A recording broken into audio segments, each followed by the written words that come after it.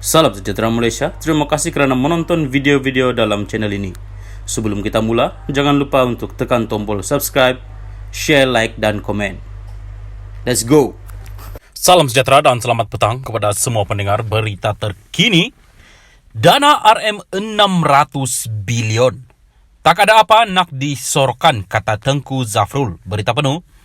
Menteri Perdagangan Antarabangsa dan Industri Tengku Zafrul Abdul Aziz hari ini berkata, tidak ada sebarang yang mahu disembunyikannya daripada pihak berkuasa berhubung isu dana bernilai RM600 bilion dikendalikan kerajaan terdahulu. Menjanjikan kerjasama penuh kepada Suruhanjaya Pencegahan Rasuah Malaysia, dia berkata setakat ini dia masih belum dihubungi agensi berkenaan untuk diambil keterangannya. Setakat ini tidak ada panggilan daripada SPRM. Kalau dapat panggilan, sudah tentu saya akan bekerja sama. Tak ada benda yang kita nak sembunyikan, katanya di Kuala Lumpur. Dia yang berhikmat sebagai Menteri Keuangan dalam dua kerajaan berbeza, sebelum ini dikaitkan dengan isu dana yang mungkin disalahguna PN ketika pengurusi gabungan itu Muhyiddin Yassin menjadi Perdana Menteri. Semalam, portal berita The Vibes yang memetik sumber melaporkan Tengku Zafrul dijangka dipanggil SPRM yang menyiasat cara dana berkenaan diuruskan. Selain senator terbabit, dua nama lain yang dipetik laporan berkenaan ialah Muhyiddin sendiri serta bekas Menteri Kesihatan Khairi Jamaluddin.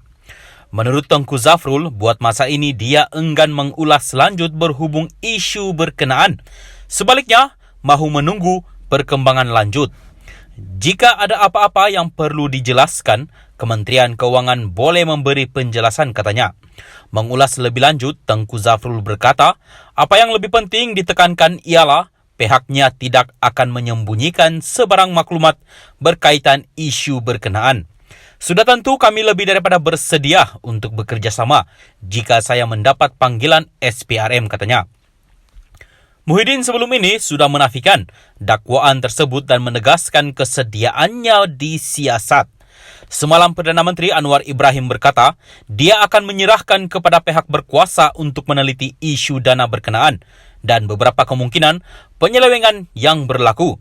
Sementara itu, berucap di majlis yang diadakan di Pangkalan Tentera Udara di Raja Malaysia, Tengku Zafrul berkata, Semi Derby Motors akan mengimport rangkaian kenderaan elektrik EV BYD dan ia menjadi permulaan perkembangan masa depan dalam pasaran penggunaan domestik dan pembuatan.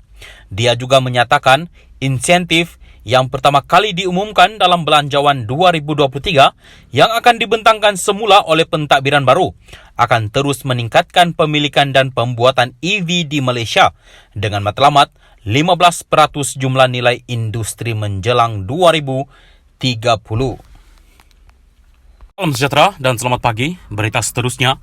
Muhyiddin, Padang Serai tanda rakyat tolak penipuan PHBN. Berita penuh. PN hari ini menganggap kemenangan calon mereka di Padang Serai dan kekalahan tipis di Tioman semalam adalah bukti rakyat tidak meyakini kerajaan campuran yang ada sekarang dan menolak penipuan mereka. Pengurusi PN Muhyiddin Yassin berkata, undi yang diberikan pemilih di kawasan parlimen tersebut menunjukkan petanda positif buat parti terbabit yang mendapat sokongan padu. Ini bukti rakyat tidak mempercayai gabungan PH dan BN.